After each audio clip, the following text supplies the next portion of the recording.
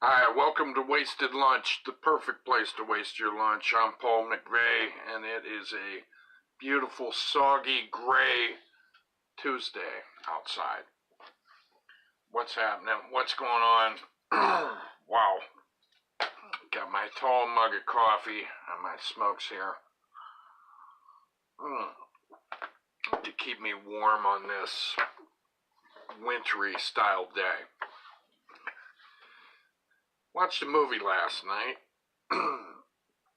Watched The Stooge with Dean Martin and Jerry Lewis.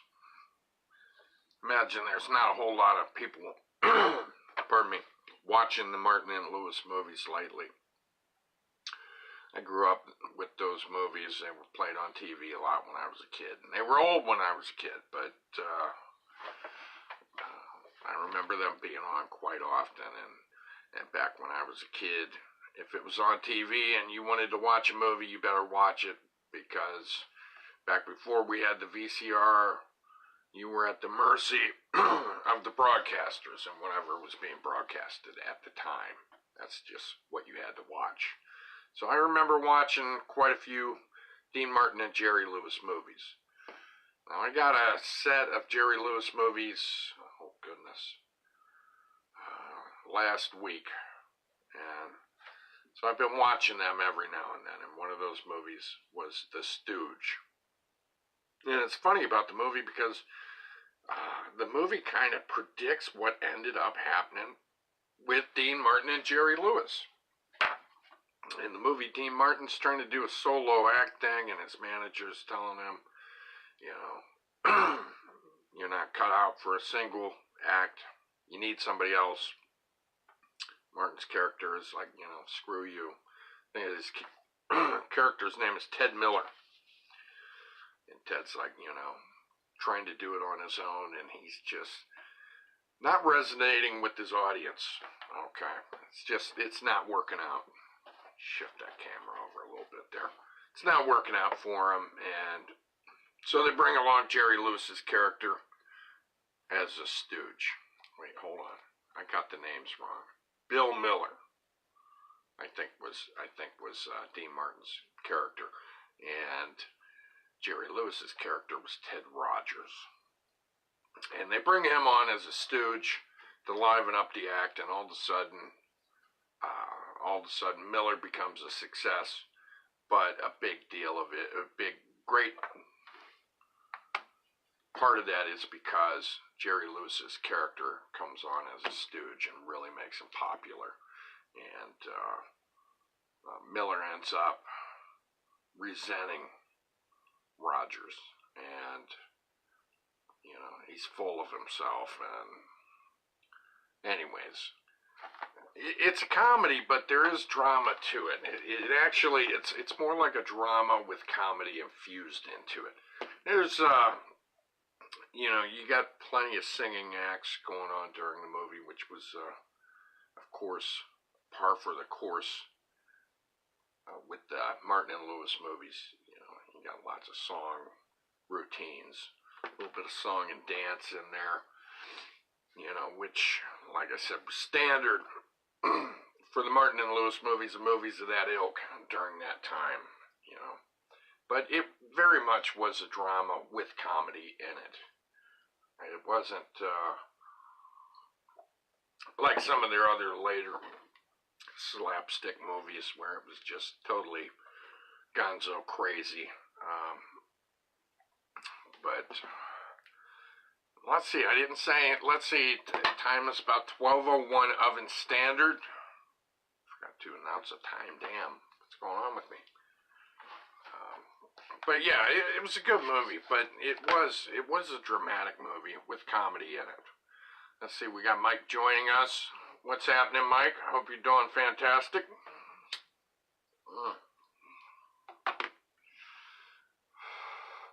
Just talking about old Dean Martin and Jerry Lewis movie I watched last night, The Stooge.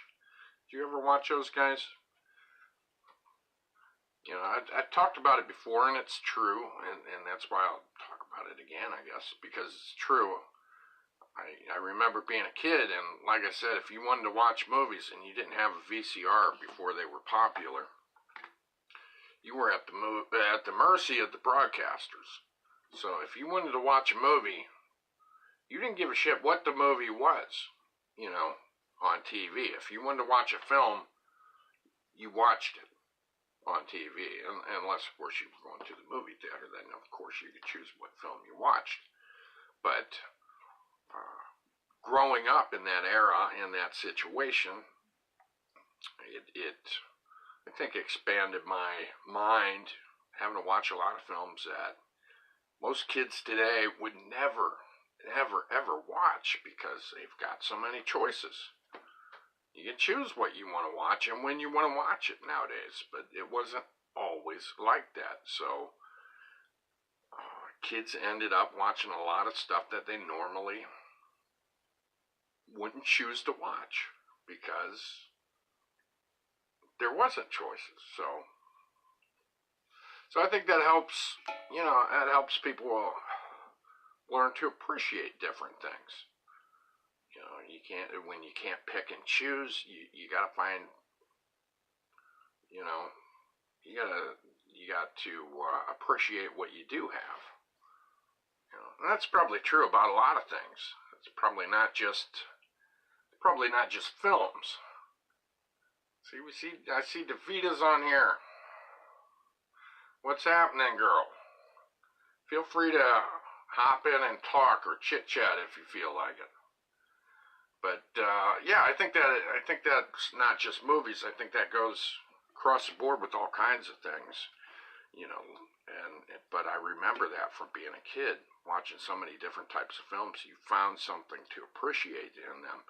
That doesn't mean movies that were total garbage weren't total garbage, but I mean, most of the flicks put on TV, worked. See, Davida puts, nada, it's working. Okay. Oh, you can't. You're working. Is that what you're saying? You can't chit-chat or whatever.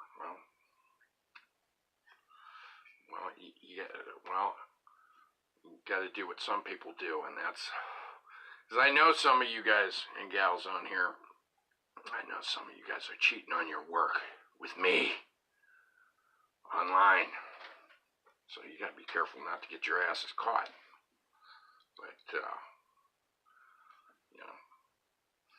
But, I think that's how it is with other things in life, like kids, like with food.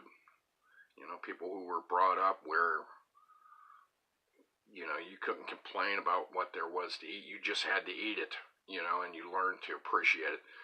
See, Davida puts, haha, no, at work, at lunch, listening to you. Well, that's exactly what you're supposed to be doing right now.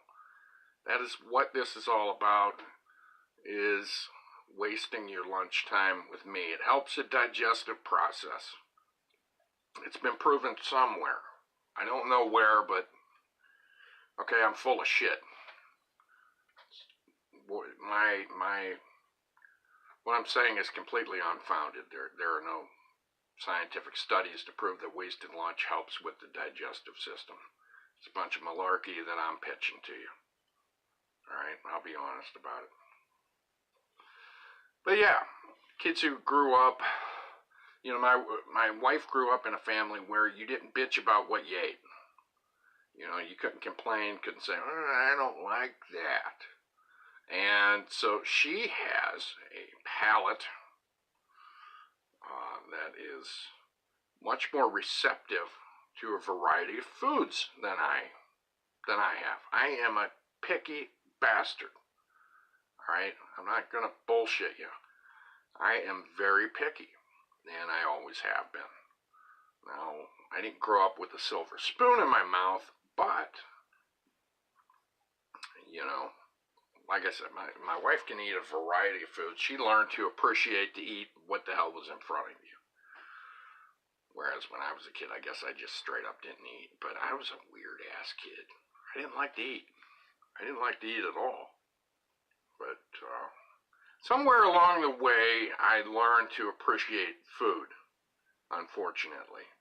for me. Now I appreciate it a little too much, you know. See, Mike says, today's youth will never know the struggle of picking from 3, 5, or 7 on the TV. Yeah, there was not a lot of options back in the days.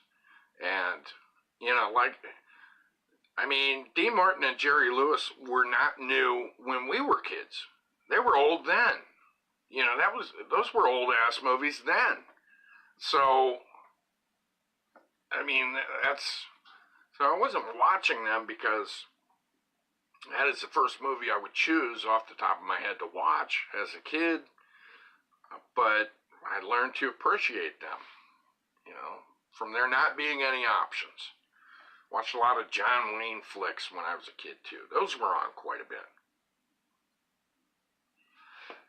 So, learn to enjoy and appreciate a wide range of movies, you know, because they would have all kinds of movies trying to appeal to different audiences. And one of the audiences that they didn't seem to care about during a lot of the time was kids. Now, don't get me wrong, us kids had our shit too. We had our times for movies and stuff. Well, at least in my mind, we did with Big Chuck and Little John and Superhost and the Cool Ghoul. You know, when there were horror movies and sci-fi movies. I mean, that was right up my alley there. So I look forward to Friday nights and Saturday mornings and with those shows because I loved horror movies and science fiction, and so, man, that was good. I remember looking through the TV guides, either the magazine or the ones that came with the local papers. Looking through those, seeing what movies were going to be on Big Chuck and Little John. Whereas if you're not from Northeast Ohio, they're a couple of guys who broadcast movies from Cleveland. And usually they were horror movies. And very likable guys. Let's see, Mike says Kung Fu Theater on Sunday. Oh, I remember. Kung Fu Theater, man. Oh, I remember that shit. I remember that. That's where I first saw the Flying Guillotines movies. So on Kung Fu Theater, I remember that. You remember the Flying Guillotines? The little mechanism they threw? It's like a cap went over people's heads and they'd yank it, take their damn heads off.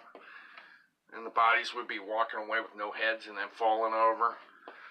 Yeah, supposedly an ancient Chinese weapon that probably didn't ever really exist, but it was really flashy and dramatic for movies. But, yeah, these are the things that helped shape my childhood. But I was not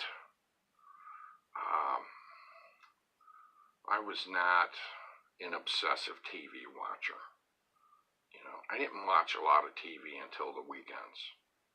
You know, I would watch the Kung Fu Theater. I would watch Big Chuck and Little John. I would watch Superhost. But most of the time I prefer to play outside. But even when I had an Atari, damn it, even then. Found out about something. I was reading something interesting online about, and I'm not sure I'm pronouncing it right, the Ig Nobel Prize. Okay, and what it is like a parody of the Nobel Prize. And it's given out to really wacky.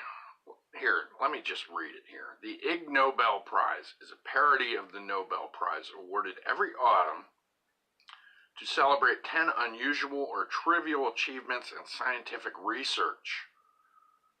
Okay? Now, the Ig Nobel Prize was awarded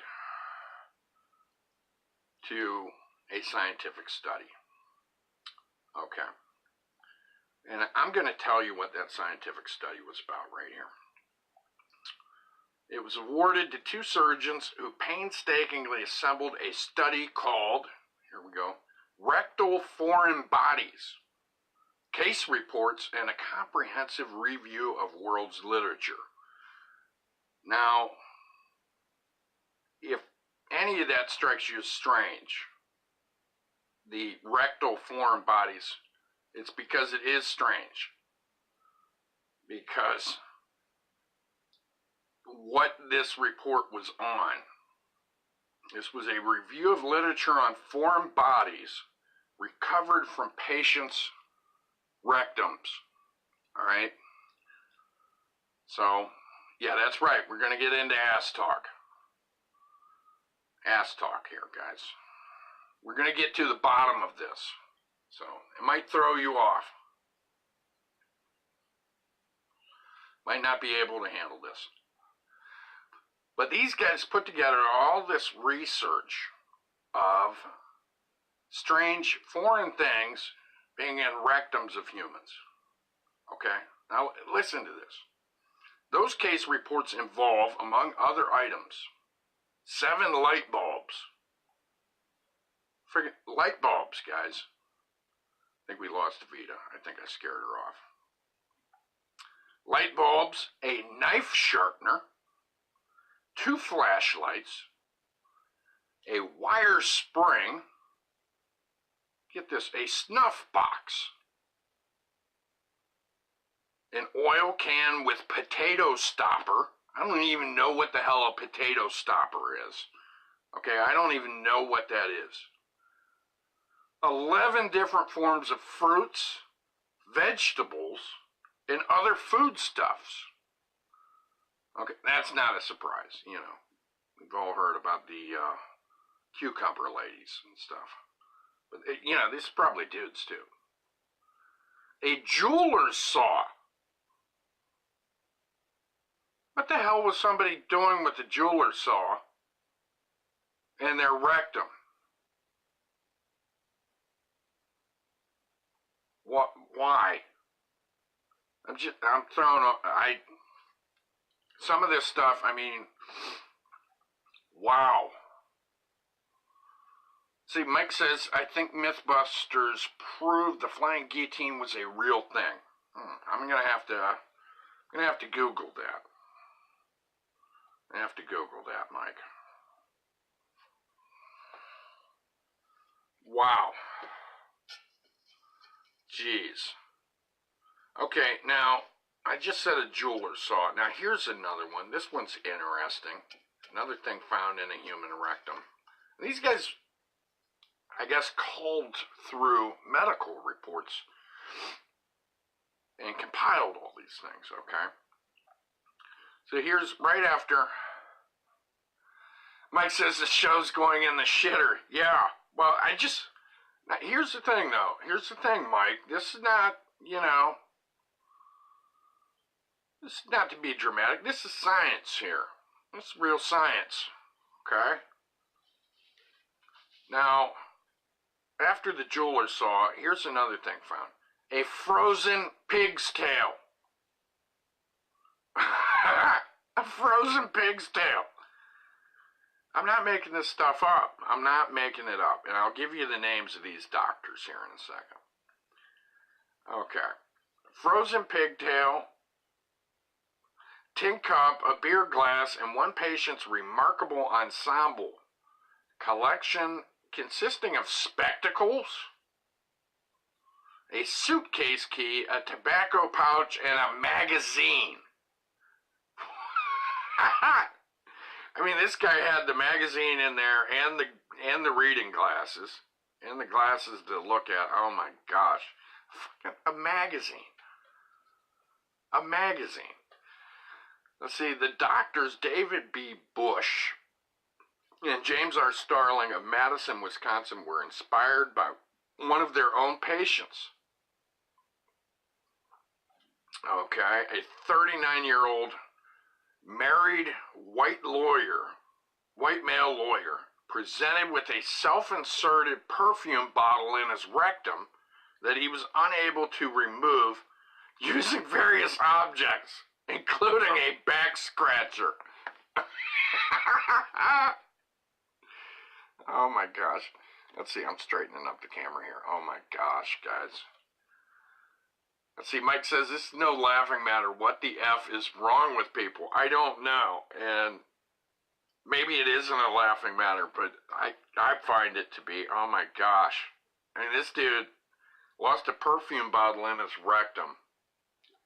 A 39-year-old lawyer. Okay. Which they went into, specifics with white male lawyer, I guess. I guess nobody expects a white male lawyer to be putting perfume bottles in his rectum. But, and then just picturing this guy trying to extract it with a back scratcher. What the hell? Mike says, where are all these people in prison trying to keep their contraband in their prison safe?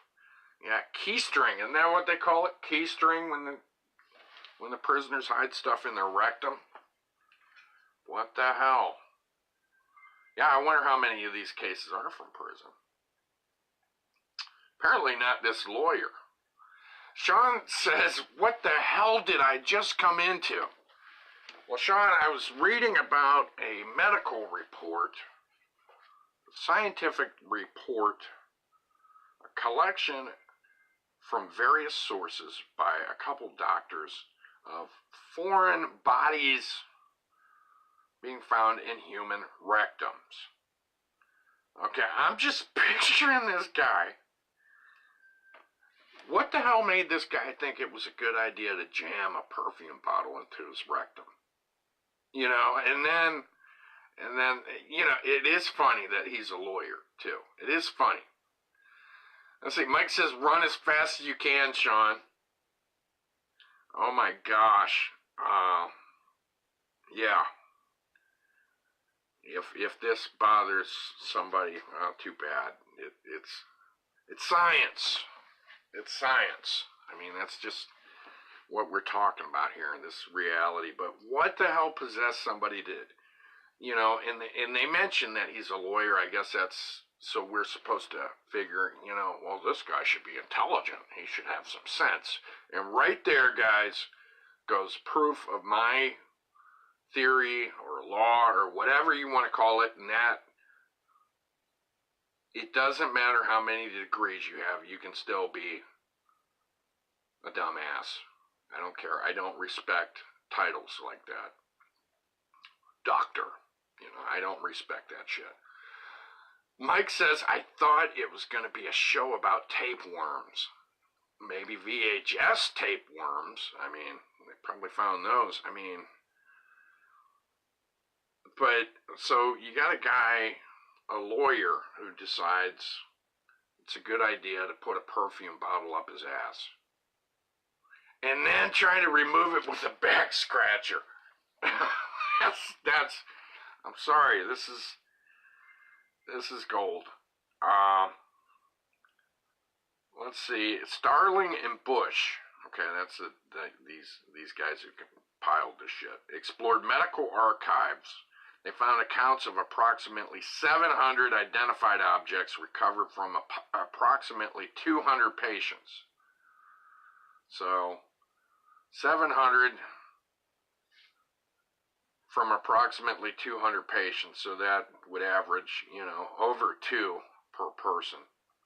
Obviously, some of these people obviously had way more than 2 things in their arse. Oh my gosh.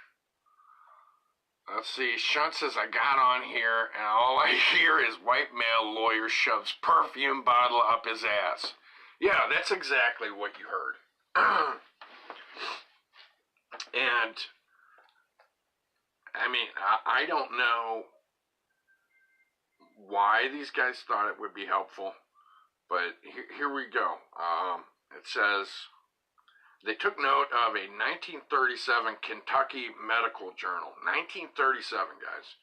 Medical journal report that described the, quote, insertion of a light bulb into a 52-year-old grandfather by several inebriated friends, unquote. Okay. Wow. So, And they have to say he's a grandfather, too. So the guy's drunken friends put a light bulb in his ass. Wow. Oh my gosh. Here we go. Their attention was caught by a case of suspected misreporting of an assault. Described in the 1934 New York State Journal of Medicine article, quote, a 54-year-old married man admitted to self-insertion of 2 apples. Having caramel-covered apples there, huh? Jonah just walked into this shit. Jonah just walked into it. Jonah, I'm going to tell you right now what we're talking about. I'm talking about a medical scientific papers that were put out by a couple doctors, I guess, who compiled all this information about foreign objects found in the rectums of humans. Jonah says, good afternoon, everyone. I hope you are having a better day than myself. Well, that sucks to hear that you're having a bad day. So maybe listening to these true recorded reports of people shoving things up their ass, maybe that'll help you feel better, Jonah. I hope. Sean says, I heard a story about a man who shoved a toy fire truck up his rectum and was too embarrassed to go to the hospital for it and ended up dying from it. Oh, gosh. Sorry, I shouldn't be laughing. Fire truck. Oh, my gosh. Oh, my gosh. And the guy died from it. No, that's terrible. That's tragic. But why? Why? You know? Oh my gosh. Okay. Let me read the rest of that. 54-year-old married man admitted to self-insertion of 2 apples, having previously complained of assault by several men involving forced insertion of a vegetable. 1 cucumber and 1 parsnip. Oh my gosh. Let's see, Jonah says, I just found out I have strep throat and it hurts so bad to swallow anything. Thank God I'm not gay or my life would be hell. Okay. Mike put a whole slew of little emojis, okay? It's got a hot dog, some eyeglasses, which were mentioned. Oh my gosh, let's see, a spoon, it looks like a perfume bottle, light bulb, beer opener, keys, money, apple, tomatoes. He put rectal emojis. Oh shit. Oh, nice, Mike. That's great. That's good stuff there. Oh my gosh, yeah. Well, Jonah, sorry you got strep throat. I really am. But at least you don't have a fire truck in your ass. If you were a lawyer, if you were a 39-year-old white male lawyer, you might be tempted to put a perfume bottle up your ass. Jonah says, if someone shoves something up their ass, you have something wrong with you. Well, you know, I guess some people enjoy that. Oh my gosh. One of the funny things that I read earlier, Jonah, I'm throwing this out here since you missed it, was one of the people had a frozen pig's tail in their rectum. Let's see, 1928. You know, this is nothing new, guys. I mean, listen to 1928 American Journal of Surgery article described a patient who admitted to self-insertion of a lemon and a cold cream jar, and stated that a drug clerk had advised him to use lemon juice and cold cream for relief of hemorrhoids, which were not found on examination.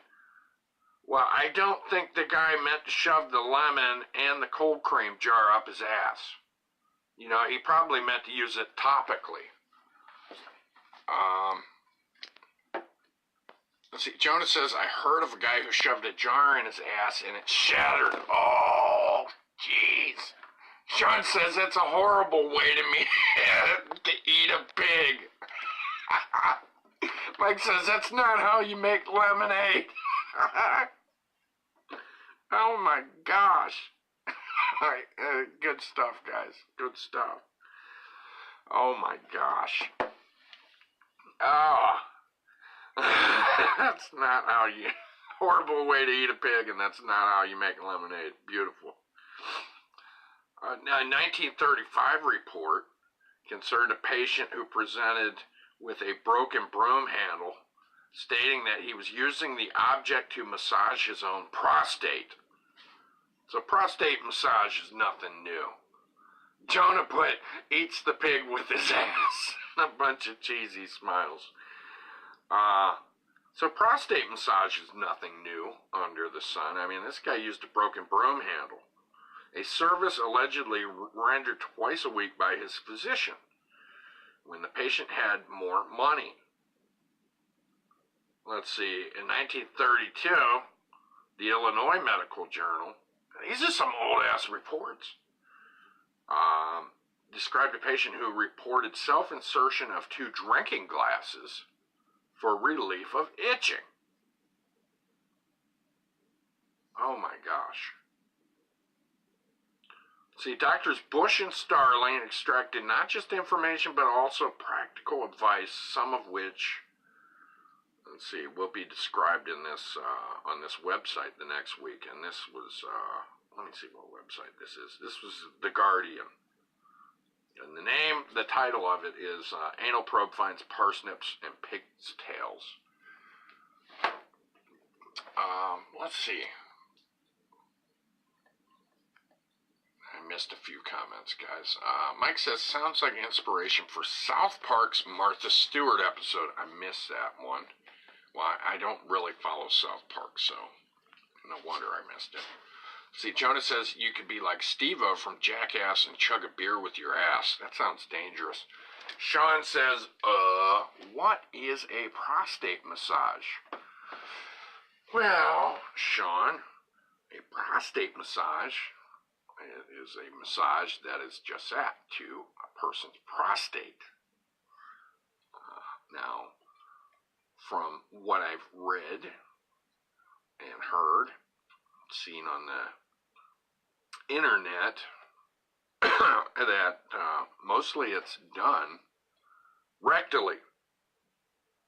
A digit of your fingers or somebody's finger is inserted into the rectum, or some sort of foreign object, a toy or whatever, is put in the rectum and applied to the prostate. Okay. Now, there's some freaky stuff here, and the prostate is massaged. All right. And I read somewhere that there's a way to externally stimulate your prostate too. But, you know, once you get old enough, dude, and you go to a doctor regularly, chances are you're going to have a prostate examination. I'll go ahead and warn you, since you don't seem to be in the know.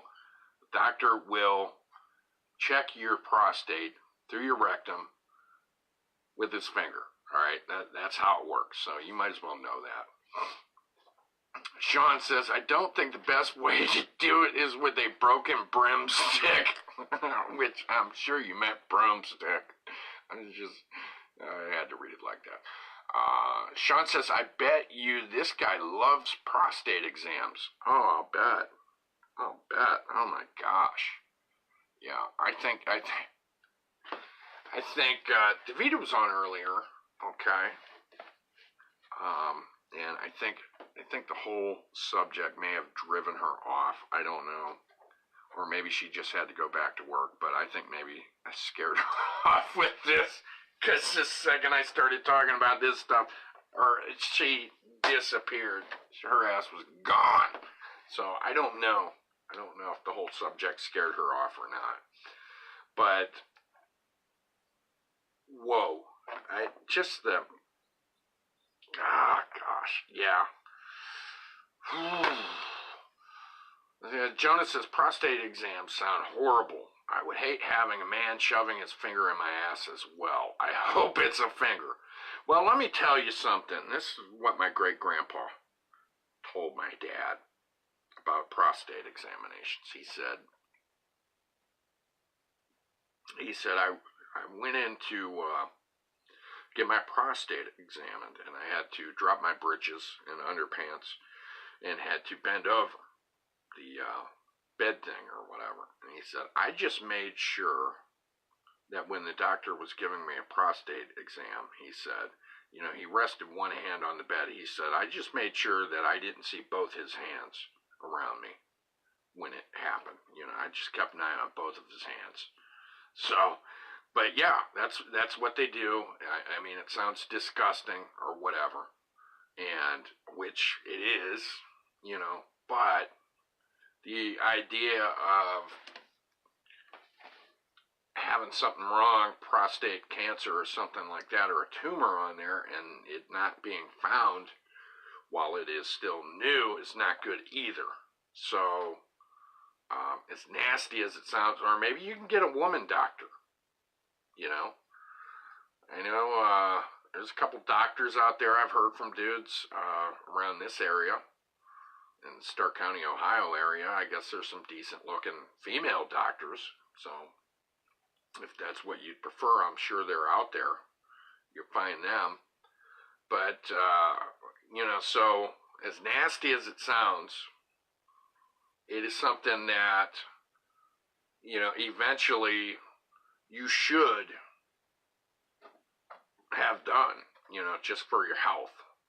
You know, it's one of those situations. See, and the ladies, they have to go through all kinds of uncomfortable stuff all the time for their health. You know, girls have to do stuff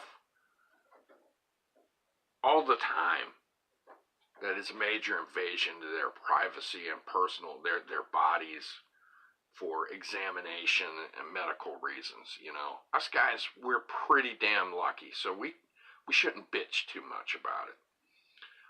Let's see, Jonah says, don't get too excited if it's a female, Sean. Yeah. Well, you know, then again, what the hell does it matter? What the hell does it matter if you get excited? I can tell you this, after, you know, there's ladies, my mom, my sisters, all done medical stuff, been nurses and stuff, and there's not a whole lot that's going to surprise a seasoned doctor. So if you getting a full prong on while getting a prostate exam, I'm sure it wouldn't surprise them at all. It might embarrass you a little bit, but, you know, a good doctor, they're pretty professional. So now, and then we're on the subject there, we started talking about prostate exams, and, you know, then there's also, you know, a thing called prostate milking. Yeah. Which supposedly doctors perform this on patients too, to get semen samples. All right. And that, you know, I guess it's like the prostate massage. I don't know. Have to Google that to get more information to, you know, I'm not, I am not an expert on that, so I don't know a whole lot about it, but, you know, I don't know if they even really, doctors really do it, or if it's something they just say online. You know, so much stuff online is bullshit. You know, it takes one website to put out some stuff, and then everybody else jumps on it. But prostate massage and you know, that's talked about quite a bit when it comes to, you know, porn and stuff like that, and online. There's a lot of information about it. Well, there's information on everything, but I'm telling you guys, it's, you know, whether you like it or not, eventually you're going to end up having a finger in your ass. I mean, that's just how it is. you know, whether for recreational purposes or because it's a doctor. Let's see, Mike says, I've heard that when you get that exam done, you usually end up shitting when the doctor removes his or her finger. So, Mike, you haven't had it done yet. You haven't had the exam done yet, I'm guessing. Because you're talking about what you've heard. Yeah. Well, you know, it's a weird thing. It is weird, but it's, you know, it's a funky thing, but it's just something that needs done. Sherry's on here. Hi, Sherry. Boy, you just walked into a whole nest of weird stuff here, Sherry. Hope you got a strong stomach, honey. Let's see, Mike says, no, I have not. Okay. Well, you know, that's the thing. When it comes to cancers and stuff like this, you hear the words early detection talked about so much. And that is one of the ways that, you know, us dudes are checked out to make sure our gear is working. You know, it's with the prostate exams. And, wow. And, you know, all these exams, all these things, had a call coming through that cut me off for a second. All these ones in this article that I read where, you know, they said something about the patient. If you guys notice that these were all dudes. Now, I'm sure not all these cases that I was reading about are just dudes, but the ones where they mentioned about the patient, they were talking about men. But I'm sure there were ladies involved in that too, you know. I'm sure there were. And so it just makes us guys look like freaks, doesn't it? Makes us look pretty damn freaky. See, Mike says, I worked with a guy that had it done and ended up having to have his prostate removed. No, but he probably did not have his prostate removed because he had an exam. He probably had it removed because there was something wrong, like a tumor or cancer or something like that, right?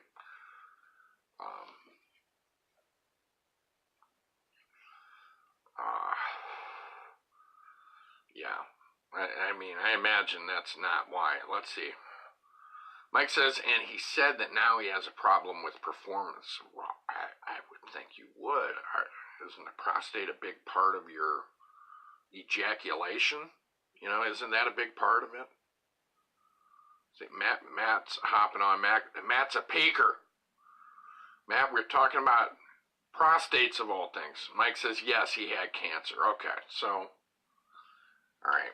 I didn't want somebody, I just wanted clarification on that because, you know, you got young guys on here watching, you know, obviously some of these guys don't know what the hell this stuff's about, and they hear, well, somebody got an examination and then they had their shit removed, their prostate removed. Oh my gosh, I'm never going to get an exam. But yeah, that is one of the main ways they check you out is with the prostate exam, and it's a good old-fashioned finger deal. So, you know, but like I was saying, you know, ladies have to go through so much more than us guys do, you know. I mean, they get poked and prodded and looked at in ways that us guys just, we cannot fathom going through the stuff they have to go through. You know, when they have a baby, oh my gosh, their privacy is gone. Let's see, Sean says, I believe my grandpa had prostate cancer. Yeah. And I'll tell you, I think so many guys end up getting it bad and stuff, and, you know, I'm sure not wanting to have your prostate checked has helped lead to so many people having problems and not getting anything done about it until it was too late, because You know, guys don't like that stuff. Most of us don't. You know, I'm speaking generally here. You know, most of us do not go for that. Sean says he ended up dying from it in 86. Well, that's terrible. I hate to hear that. Mike says the prostate is where the seminal fluid comes from, and without it, you can have problems with getting an erection. Yeah. Yeah, it's a pretty important organ to us guys. Very important organ. So you want to take care of it. You want to take care of it. Now, I don't know if there's exercises and shit you can do, you know. I mean, obviously you don't lift weights with your prostate or anything like that, but they've got all kinds of products out there, you know, nutritional things, supplements and stuff that are supposed to help support prostate health. I don't know if these claims are any of them are proven about any of these products. And here's the thing, you do any shit that I'm talking about, you know, it's on you. I don't want anybody saying, well, Paul said something, so I tried it. You know, everybody takes their lives into their own hands. But I'll tell you what, I took some saw palmetto extract, okay? You can get it in capsules, all right? I took that one time, and because it was supposed to support prostate health, okay? And help you with peeing, too. I took that stuff for a while, and I'll tell you what, I noticed a difference in some areas. We'll just put it that way. Noticed the difference after taking these saw palmetto pills for a few weeks. They must have started kicking in, and they really, I mean, there was an effect from this saw palmetto stuff, okay? And, you know, I guess they take this stuff from the berries of a saw palmetto plant. And this extract is supposed to help the prostate, which I guess helps in peeing too. You know, prostate's involved in that too. And I was having some discomfort there. I'll go ahead and say it. And I tried saw palmetto, and because, you know, if you've never had a bladder or urinary tract infection, one, you're lucky as hell. You are a very lucky person. Two, if you've never had one, guess what? You're going to end up having one of these days. It's going to happen. So I started taking the stuff, and I think about week 3, I think it really started kicking in. And there was an improvement with the whole urinary system. There was. So it worked for me. Now, from what I've read, there doesn't sound like there's a lot of risks with saw palmetto extract. But, you know, if any of you guys decide to start using some supplement or whatever, you know, I would strongly suggest doing your own investigation, your own background work on that. But I'm saying, as far as me personally, that stuff helped me. So I was taking that for a while, and it really helped me, the whole peeing discomfort and stuff like that. I mean, so there, little personal testimonial. I didn't take it for years or anything like that, but a few months, and so I found an improvement. So, you know, I don't know, have you guys ever taken any supplements for specific problems? You know, I've taken melatonin too for sleeping, and that seems to help. But you know, there's all these guy products now, which is cool, because let's face it, us guys are usually overlooked when it comes to products. I mean, just go in the store, for crying out loud, and look around. Look at the clothes section. Look at the guys compared to the girls section. You know, the girls tend to have lots of options when it comes to stuff. And they got lots of options when it comes to supplements. There's a lot of ladies' products, too. Let's see, Sean says, I used to take fish oil for my blood pressure. Damn, Sean, you know what? I need to look into that because I'm thinking I'm having some blood pressure issues going on lately. I'm going to have to look into that because I used to take fish oil back in the days. I'm trying to think of what I took it for. Okay, I used to take it. I used to do what they called stacking. Okay, when I was in a stage of my life where I was crazy about working out and nutrition and stuff. And I used to do what they called stacking, and that was, I had a stack of supplements and vitamins I used to take. And I used to take fish oil because I just seemed to help me, I don't know, it seemed to help make my circulation feel better. So I used to take it for that. But now that you're talking about blood pressure, I'm wondering if that would help mine. Because I'm at a stage in my life where I'm waiting on my new insurance to take over. So I don't have a regular doctor. So I'm waiting until the beginning of next month to get a doctor. But in the meantime, I'm having my, it's like I can hear my heart pounding in my ears when I do any minimal amount of exercise or walking up the stairs, shit like that, which I know is not good, and I think that's blood pressure. You know, if you guys know anything about that, if I'm on the right page here with that, I think that's blood pressure being up. But, I don't know how to take my own blood pressure or anything. Sean says, how's that keto diet going? It isn't going. I haven't been ketoing, for a couple weeks. Yeah, I fell off that wagon bad. And I wonder if that shit's bad for your blood pressure, too. Eating all that fat and stuff. But I'll tell you what, I haven't been eating a decent diet either, though.